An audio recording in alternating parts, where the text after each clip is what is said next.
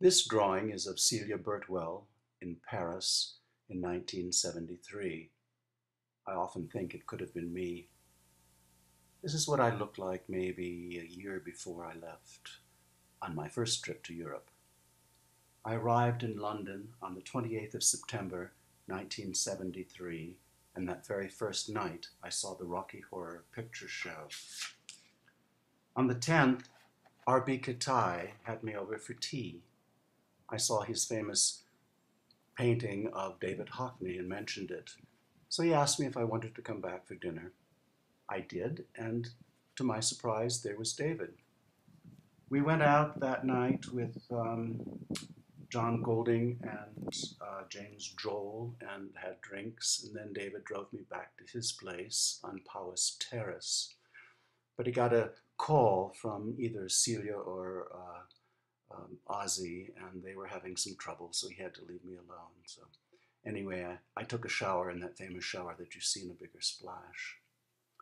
Then several days later, when I was in Paris, I met up with David again. He had just moved into Tony Richardson's place. And it was there, in the same chair that you see in the Celia Birtwell thing, that he drew me. But he just didn't really like the drawings. He did about 3, I believe. So they've never been reproduced. I don't even know if they still exist. Don't have many regrets in life, but I'm pretty sorry that that didn't work out, that I wasn't on that cover.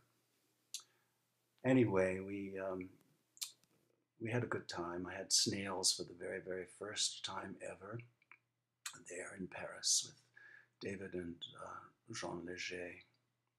This is a drawing he made of where he lived, Tony Richardson's place in Paris. This is a little book that he signed for me while I was there.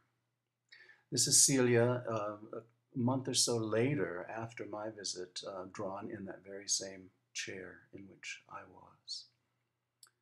And then a letter that he wrote to me later from the same place in Paris.